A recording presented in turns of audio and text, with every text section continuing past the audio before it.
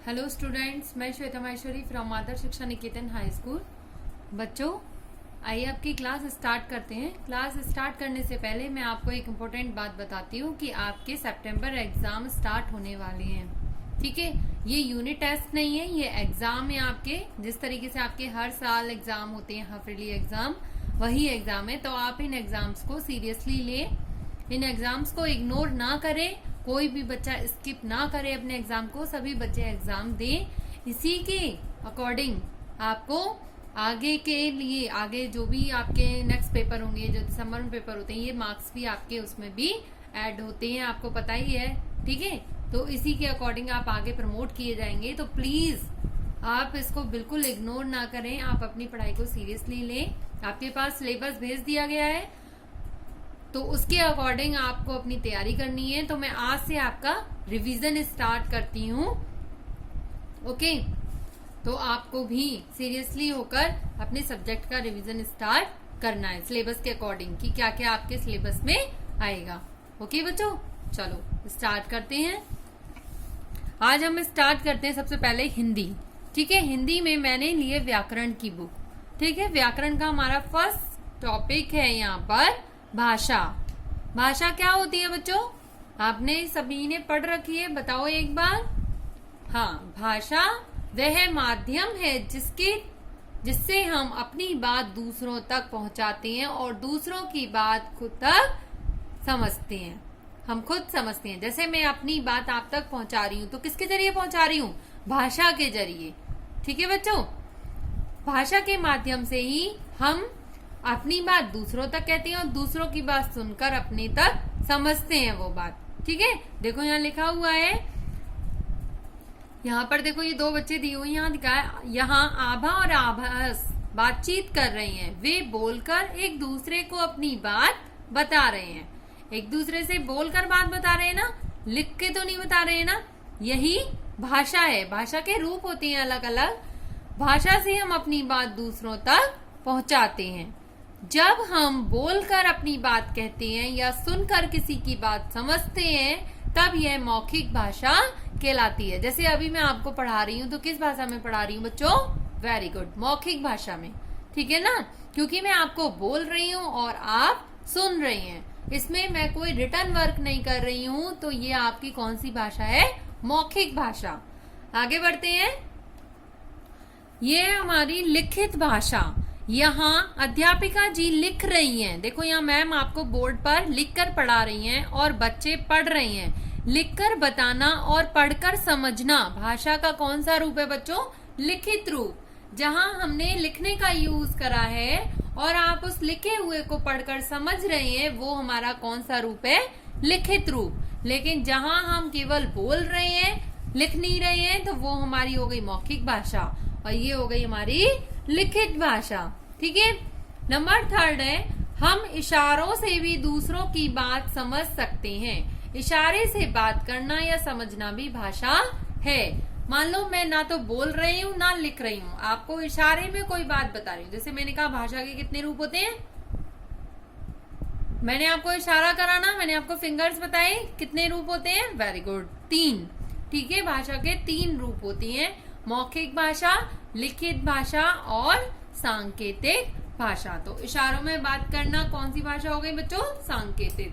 मैं आपको इसलिए डिटेल में पढ़ा रही हूँ कि आपका इस डिटेल के अंदर से भी क्वेश्चंस आएंगे। अब आपके जो भी पेपर होगा उसमें ऐसा नहीं है कि जो क्वेश्चन चैप्टर से हमने लिखा दिए केवल वही, आपको वही मैंने पहले भी बताया था कि स्टोरी समझो, स्टोरी के अंदर से कुछ भी आपसे पूछ सकते हैं क्वेश्चन। ठीक है, अब आपको ये समझ में आ गया ना। अब आपसे कोई भी आपको एग्जाम्पल दे दें और पूछ लें कि ये कौन सी भाषा है, तो आप बता सकते हैं। ठीक है बच्चों, चलो आगे बढ़ते हैं।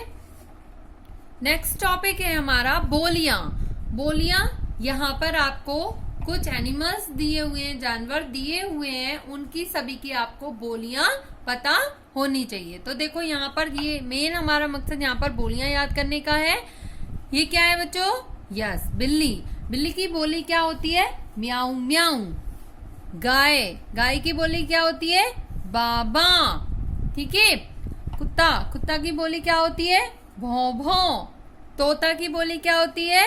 टें टें। कोयल की बोली क्या होती है बच्चों? कुहू, मीठा बोलती है ये सबसे। और मोर की बोली केऊ, कौआ की बोली काऊ काऊ। ठीक है, तो हमें सभी की बोलियां भी यहाँ पर लर्न करनी है। ओके, नेक्स्ट टॉपिक है हमारा वर्ण और वर्णमाला। वर्ण और वर्णमाला क्या होती है बच्चों? जब हम बोलते हैं तो हमारे मुख से आवाज या ध्वनि निकलती है। जैसे मैं आपसे कोई भी बात बोल रही हूँ तो हर एक वर्ड के अंदर एक नई नई ध्वनि निकल रही है, तो उसी को हम ध्वनि को क्या कहते हैं? वर्ण कहते हैं। अलग अलग शब्दों के लिए मुंह से अलग अलग ध्वनियां निकलती हैं। मैंने अलग अलग शब्द बोला तो अलग अलग तो ध्वनि निकलेगी ना, सेम तो नहीं निकलेगी ना। ठीक है, तो वही हमारी क्या कहलाती है? वर्ण कहलाती है। वर्ण के बाद है वर्णमाला। वर्णमाला क्या होती है? जैसे अलग अलग फूलों से माला बनती है, उसी प्रकार अलग अलग वर्णों से वर्णमाला बनती है।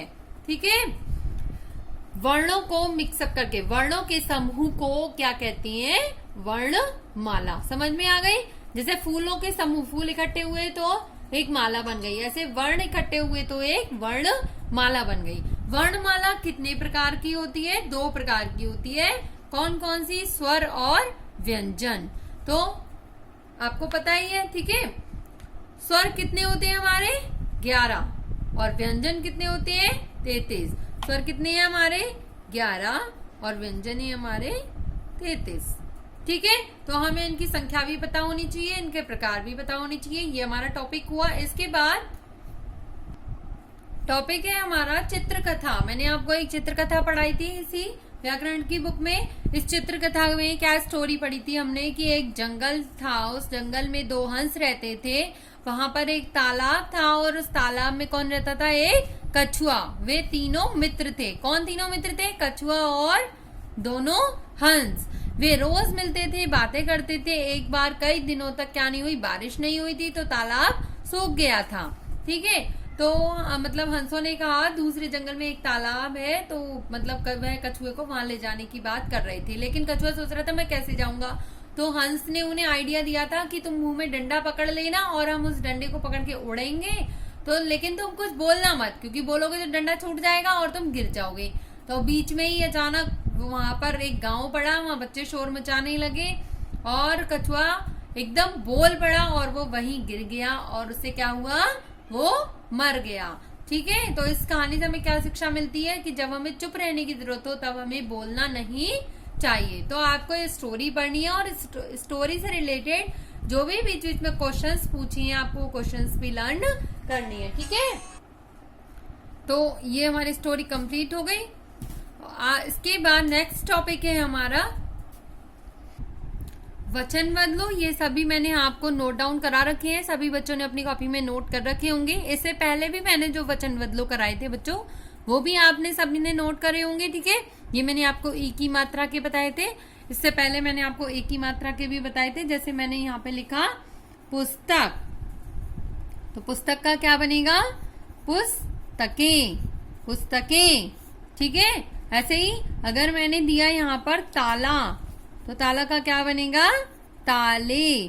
ठीक है, और ये मैंने आपको बताया ही था कि अगर हमारी लास्ट में बड़ी की मात्रा है और उसका हमें बहुवचन बनाना है तो यहाँ जाकर वो छोटी की मात्रा हो जाती है। उसके बाद य, आ और चंद्र बिंदु, इस चीज का ध्यान रखना। ठीक है, तो ये सभी आपको दोबारा लर्न करनी है अच्छे से बच्चों। इसके बाद ये है विलोम शब्द। विलोम शब्द भी मैंने आपको ये 10 कराए थे। इससे पहले भी आपको मैंने कुछ विलोम शब्द लिखाए थे, तो आपको सारे विलोम शब्द अच्छे से लर्न करने हैं। ठीक है, विलोम शब्द का अर्थ मैंने बताया ही था आपको बच्चों कि हमें उसका अपोजिट लिखना है। ओके, जिस बच्चे ने नहीं लिखी है वो अब इसे लिखकर लर्न करेंगे। ठीक है बच्चों, तो इसके अलावा जो लिंग बदलू हैं वो भी आपको लर्न करनी है। ठीक है, तो आज हमारा व्याकरण का ये टॉपिक कंप्लीट होता है, तो आपको अच्छे से तैयारी करनी है बच्चों। आज के लिए इतना ही, थैंक यू।